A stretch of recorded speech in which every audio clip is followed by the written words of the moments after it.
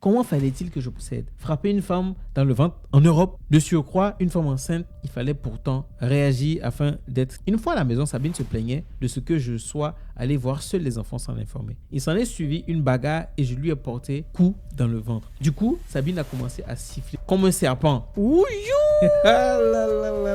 Un liquide gluant coulait le long de ses cuisses. Elle traînait à terre et sifflait. J'avais peur car jamais je n'avais vu pareil phénomène. Le liquide gluant coulait abondamment. Pendant ce temps, les yeux rouges comme la braise, Sabine se confessait. Je suis sorcière. Mes grands-parents m'ont initié et j'ai initié mes enfants. J'ai besoin de la chair de mon mari pour grandir dans la confrérie. Laissez-moi le tuer.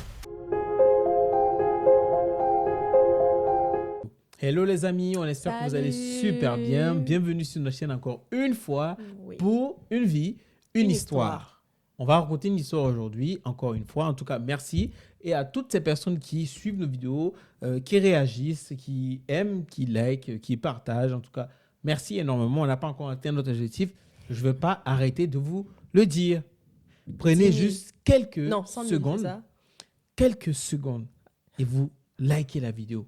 Et activez la cloche de notification pour ne rater aucune de nos prochaines vidéos. Sur cette chaîne, il y aura bientôt des vlogs, il y aura tellement de choses, mais ce format restera pour les jeudis et les dimanches soirs. Donc, le rendez-vous à ne surtout pas manquer. Et n'hésitez surtout pas à nous raconter vous-même votre propre histoire si vous en avez. Et n'hésitez surtout pas et on va la raconter anonymement. Je pense même qu'on va mettre notre mail dans la barre de description. Notre mail est dans la définition de notre chaîne. Si vous voulez qu'on raconte une histoire, ça sera avec on peut raconter plaisir. Si vous voulez avoir le point de vue de tout un chacun, si vous voulez peut-être que quelqu'un vous donne un point de vue sur une situation qui pourra peut-être potentiellement débloquer la situation. Donc voilà. Aujourd'hui, c'est moi je vais vous narrer cette histoire et je dis histoire. Raconte. Famille de sorciers. Oh! Je pense qu'aujourd'hui, il n'y a pas la Bible à côté parce que on dit famille de sorciers, ça va être peut-être une question de délivrance. Ah ça. Allez, go. C'est parti. En 1992, j'ai épousé une femme formidable que j'avais rencontrée au cours d'une fête de génération dans mon village. Je suis originaire de l'Ouest et elle également. Cette fête drainait du monde car tout le monde espérait y rencontrer l'âme sœur. Sabine était célibataire sans enfant et vivait... Encore une fois, on a une amie qui s'appelle Sabine. Voilà. Et vivait avec ses grands-parents à Adjamé. Moi, je participais à ma dernière fête de génération car je venais d'avoir mon visa pour la France. Une idylle est née entre nous, ce qui rendait la séparation très difficile. Donc, c'est un homme qui est en train de raconter l'histoire du coup. Finalement, je suis parti et 7 mois après, Sabine m'a rejoint là-bas. C'était une fille extraordinaire. Oh là là! Je n'arrivais pas à me passer d'elle. Elle était très douce. En France, nous avons eu 2 enfants, mais presque tous les ans. Sabine venait voir ses grands-parents en Afrique. Elle avait perdu très tôt ses parents et c'était eux qui l'avaient élevée. Adopté, oui. Elle leur devait beaucoup. Marc et Eric, nos enfants, ne connaissaient pas l'Afrique. J'avais promis les y emmener, mais je n'avais jamais le temps. Je refusais que Sabine les emmène sans moi, car j'étais trop attaché à eux. À l'âge de 10 ans et 8 ans, les enfants me parlaient très souvent de l'Afrique. Surtout l'Afrique dans son côté lugubre, c'est-à-dire ses mystères. Comment ces enfants apprennent si ce n'est pas qu'ils entendent des grandes personnes autour, un peu partout. Ou même sur les réseaux. Hein. Bon, en 1992. Oui, c'est vrai. Madame, après, on est en France, c'était pas 1992, 10 ans, 2002. Ouais, c'est peut-être l'explosion, mais c'était pas comme... C'était le début, cybercafé, etc. Mais il n'y avait pas vraiment trop ça. Mais je pense que c'était dans les bouches à oreille. Ouais. Or, jamais ils n'y avaient mis les pieds. J'ai donc demandé à leur mère de ne pas les perturber avec ces histoires du village. Ah, donc c'est la maman alors. Donc c'est la maman qui racontait les histoires du village là où lugubre, tu sais. Très lugubre. En Afrique, il y a des griots. En Afrique, il y a des... Chaque matin, à leur réveil, il y avait une histoire sur l'Afrique à raconter. Et c'était des histoires de sorcellerie dans des endroits précis, comme s'il y était. Mais pourquoi on leur raconte des histoires comme ça? Pourquoi la maman décide de raconter des histoires mystérieuses aux enfants? À l'école, je fus convoqué par les enseignants à ce sujet car ils n'arrêtaient pas de perturber leurs camarades de classe avec les histoires mystiques d'Afrique. J'ai essayé de les raisonner et leur mère aussi. À un moment, les choses sont rentrées dans l'ordre. Leur mère attendait un autre enfant et j'étais un mari comblé. J'espérais qu'elle me donne une fille. Leur mère était presque à terme lorsque j'ai été une fois de plus convoqué dans l'école des enfants. Cette fois, les enseignants trouvaient les enfants trop tristes. Ils ne parlaient plus en classe et refusaient de jouer avec leurs amis. Et après interrogation, les enfants disaient qu'ils présageaient la mort de leur père. Aïe, aïe, aïe. Ouh là là. Et il apprend ça de la bouche des enseignants. Mais comment les enfants peuvent penser ça? Mais c'est ouf. Mais en fait, tu vois, c'est les histoires que la maman a tout le temps. Pourquoi décider de raconter des histoires? C'est pour ça que même dans Disney, des fois, je vois les trucs. Pourquoi les trucs d'enfants, il y a toujours des sorciers, il y a toujours des méchants. Surtout sur Disney en question là. En fait, il y a forcément une sorcière, il y a forcément quelque chose de mystique. C'est ça, mystique. Pourquoi? Je sais pas pourquoi. Je sais pas pourquoi. C'était plutôt bizarre. D'où tenait-il une telle information? Surtout que j'étais bien portant. J'avoue que cela m'inquiétait un peu. Après plusieurs jours d'interrogation, Wilfried, l'aîné, m'a dit que sa mère savait que j'allais mourir dans moins d'1 mois, car elle m'avait elle-même livré à une confrérie. L'aîné? Non, parce qu'il avait dit qu'ils ont 2 enfants. Je suis désolé, mais c'est ce que je suis en train de lire. Okay.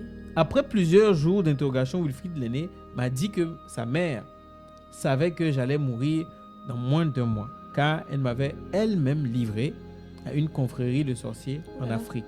Où? Je me suis mis à rire aux éclats quand, d'un coup, Charles, le plus jeune, m'a dit « Papa, maman est enceinte. Elle a un serpent dans son ventre. » Oula! Ça, on était dit dans la Bible. Hey! C'était le comble. Comment pouvait-elle être enceinte d'un serpent? En France! Mais c'est vrai que le nom des enfants là c'est différent de ce qu'on nous avait donné. Oui, parce qu'on nous avait dit Marc et Eric. Et là on nous parle de Wilfried et puis Charles. Franchement, je n'y croyais pas. Les enfants à l'école ont raconté la même histoire de serpents et de morts à leur papa aux enseignants. Ils ont été confiés à des assistantes sociales car d'après les enseignants, nous étions un danger pour nos enfants. Ouh là là. Tu vois ça? Tu vois ça?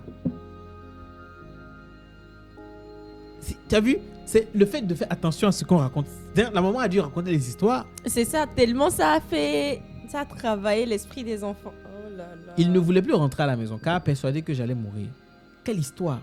Sabine qui essayait de leur raconter revenait toujours déçue car il refusait tout contact avec elle. J'ai même pensé à un moment donné qu'ils étaient jaloux de l'arrivée de l'autre bébé. Un jour, les assistantes sociales m'ont convoqué. Les enfants voulaient me parler.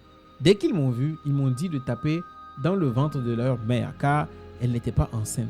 Ils ont tellement insisté que j'ai fini par les prendre au sérieux. Ils m'ont même dit qu'elle les emmenait en Afrique tous les soirs chez les grands-parents pour manger la chair humaine. Oh, cette histoire. Donc en fait, il faisait des voyages nocturnes, comme on dit souvent. Des voyages nocturnes spirituels dans le monde de l'invisible. Sabine m'avait livré pour monter en grade l'année suivante. Mes enfants avaient-ils raison? Comment fallait-il que je procède? Frapper une femme dans le ventre en Europe? De surcroît, une femme enceinte, il fallait pourtant réagir afin d'être situé. Une fois à la maison, Sabine se plaignait de ce que je sois allé voir seuls les enfants sans l'informer. Il s'en est suivi une bagarre et je lui ai porté le coup dans le ventre. Du coup, Sabine a commencé à siffler comme un serpent. Ouh. Non, ça c'est un thriller, ça c'est quoi ça? C'est un film d'horreur. Un liquide gluant coulait le long de ses cuisses. Hey. Elle traînait à terre et sifflait. J'avais peur car jamais je n'avais vu pareil phénomène. Le liquide gluant coulait abondamment. Pendant ce temps, les yeux rouges comme la braise, Sabine ne se confessait. Je suis sorcière. Mes grands-parents m'ont initiée et j'ai initié mes enfants. J'ai besoin de la chair de mon mari pour grandir dans la confrérie. Laissez-moi le tuer. C'est ce que disait la femme en train de trimballer sur le traîneau au sol. Mais les enfants sont chez l'assistante. Oui, je pensais que tu allais dire, c'est ce que les enfants disaient à leur papa depuis le... Elle hurlait, gémissait. Les voisins ont informé la police qui est venue constater l'état de Sabine. Le liquide n'arrêtait pas de couler. Et là où elle se traînait, il y avait la peau de serpent par terre. Oh là là! C'était un phénomène très étrange. Dès que Sabine est revenue à elle, nous avons été conduits au poste de police. Sabine a tout avoué.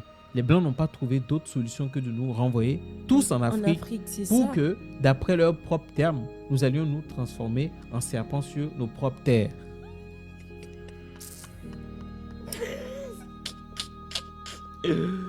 Ils ont raison. Allez vous transformer en Afrique. Parce qu'ils ne connaissent pas ça.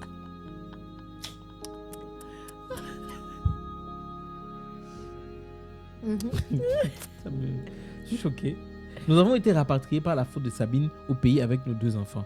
Dès notre arrivée, j'ai pris mes 2 enfants pour me réfugier dans un camp de prière pendant 6 mois. Après cela, des amis et collègues ont mis tout en œuvre pour me faire repartir. Et 1 an après, Eric et Wilfried m'ont rejoint. J'ai coupé tous les liens avec Sabine. J'ai confié ma vie et celle de mes enfants au Seigneur pour qu'il veille sur nous, car je suis persuadé que le danger rôde autour de nous. Bernard. Bon, je pense qu'ils se sont mélangés un peu sur le nom des enfants. Les prénoms. Mais c'est... En fait, je pense que comme c'est des vrais témoignages, mais que les gens réécrivent, des fois, on ne donne pas forcément les vrais prénoms. Non, moi, je sais que ce n'est pas les vrais prénoms. C'est ça. Donc, ça fait que la personne qui a écrit... Voilà. Dû s'embrouiller sur une seconde. Mais c'est je veux parler le Véran, c'est un truc de gueudin, quoi, en fait. C'est un truc de dingue. Parce que les gens l'ont raconté comme ça, mais le vivre, je me dis, c'est autre chose. Parce que là, on l'a pas vraiment vécu. Mais vous vous rendez compte, la personne que vous épousez, vous avez eu des enfants. Vous avez eu la des personne enfants. Dormait avec toi. La personne dormait avec toi. Tu t'es dit que c'est la femme de ma vie ou bien c'est l'homme de ma vie. Et tu te rends compte que la personne est dans une confrérie, dans une secte, entre guillemets, et t'as même livré toi pour monter en grade. Genre, tu faisais l'amour, hein, c'est pas moi. Oh mon Dieu, oui. En tout cas, faites attention. Hein. L'histoire a l'air drôle comme ça, mais c'est des choses qui arrivent pour de vrai. C'est des choses qui arrivent pour de vrai. C'est vraiment des choses qui arrivent. Hein. Et en fait, je me dis, les enfants qui sont initiés très tôt à la sorcellerie, en fait, au fur et à mesure qu'ils montent, en fait, plus tu veux monter, tellement ils sont habitués à ça, même ils peuvent t'aimer n'importe comment. C'est toujours comme ça. Ils vont... Au fur et à mesure que tu commences très tôt, tu veux monter en grade, tu vas devoir gravir les gestions. Les monter en grade, ça veut dire que dépasser certaines choses que tu ne te pensais pas pouvoir faire. C'est ça. Au fur et à mesure que tu arrives, la récompense, c'est le grade. C'est ça. Et ce genre de situation, il y a beaucoup de gens qui vivent cette situation-là en Afrique, un peu partout. Hein. Quand on parle de sorcellerie, ce n'est pas seulement... C'est l'Afrique qui est dépeint. Oui, mais sinon, dans de cette histoire mystique, mais dans tous les continents. Ici, en Europe, il y a tellement. Dans les sectes, il y a des rituels humains. Ça, on le sait. Il y a eu beaucoup de documentaires qui l'ont démontré. Et même avant, quand les Européens, avant les sorcières, il y avait des gens qui étaient tagués de sorcières, de sorciers, et qui étaient tués. Ils croyaient vraiment à cela. Donc, dire que c'est l'Afrique... Bref, ça, c'est un autre débat. Mais ce que je veux dire, c'est que beaucoup de gens sont initiés même sans même le savoir. C'est ça. Ça dit que les parents vont, après l'accouchement, aller au village. Même les parents ne sont même pas au courant. Les grands-parents vont prendre l'enfant. Oui, je garde mon enfant. Et il suffit juste d'une petite parole. Exactement. Qu'elle a toujours utilisé sur un fétiche ou sur un truc sur l'enfant. Et puis, il y aura... Tu consacres ton enfant comme ça sans même le savoir. C'est pour cela, je me rappelle, il y avait le pasteur Yvan qui a dit une fois qu'il faut savoir à qui on confie son enfant. Parce qu'une personne peut paraître bien comme ça, mais tu ne sais pas à quel esprit la personne est consacrée. Donc, il suffit seulement que la personne prenne ton enfant Et même sans le savoir, la personne, elle même sans le savoir, va prononcer une parole et en même temps, l'esprit va se dire, ah, ok, je trouve un droit légitime. Voilà, je trouve un droit légitime de rentrer dans la vie de cet enfant. Ça. En tout cas, la seule personne, le seul Dieu, le seul esprit qui ne va jamais vous demander d'aller tuer votre mari ou bien d'aller tuer votre enfant, c'est l'esprit de Dieu, l'esprit de Jésus. Donc vraiment là, faites attention. Faites attention. Bah, moi, je ne sais pas, mais je pense que lui-même, il doit être traumatisé. Est-ce que demain, il aura encore envie de vivre avec quelqu'un parce qu'il va se dire, je ne sais pas, parce que Sabine, elle était parfaite. Sabine. Elle était super parfaite. La manière dont tu dis ça. Après, ils sont allés dans une fête de génération. Tu sais, ça, c'est les rites en Afrique, dans les traditions, dans certains peuples d'Afrique. Il y a des choses comme ça. Oui, Partout, ça existe, même chez toi, même chez moi, ça existe, tout ça. Mais tu vois, ce n'est pas des trucs simples. C'est une tradition. Mais tu sais, les gens qui sont accrochés, moi, je ne vais pas forcément faire un jugement, mais les gens qui sont accrochés à ça, c'est des choses qui se font depuis des générations, des générations, des générations. Tu vois? Oui. Mais voilà. Donc, lui, il est allé, c'était tranquille. Mais il a trouvé Sabine. Mais il ne savait pas que... Non, mais ce que je dis, c'est vrai. Oui, je sais. Il ne savait pas que Sabine, c'était un serpent. Je sais, oui. Et elle a été initiée par ses grands-parents. Et je me rappelle une histoire que ma mère nous racontait. Il y avait une femme comme ça, très belle femme. Mais elle dit, mais magnifique. Même elle-même femme, elle dit que non, celle-là, elle est belle. Mais elle avait un problème. Elle n'avait pas de mari. Elle avait de l'argent. Tout. Elle n'avait pas de mari. Elle n'avait pas de mari. Comment ils l'ont su? C'est à l'église délivrance qu'ils ont appris. Oui. Et que c'est même pas elle, c'est l'esprit en elle qui racontait en fait qu'elle était à elle. Parce que quand elle était petite, ils sont allés au village, sa maman, sa grand-mère l'a prise, aller derrière la case. Et elle a fait des trucs avec des feuilles. Elle a frotté sur ses parties intimes.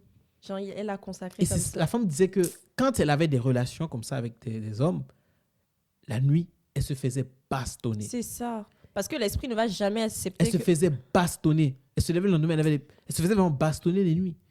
Et c'est ça, l'esprit disait que tu es à moi parce qu'on t'a consacré à moi. Donc, en tout cas, faites attention. Moi, je le dis encore, le seul qui délivre, c'est Jésus.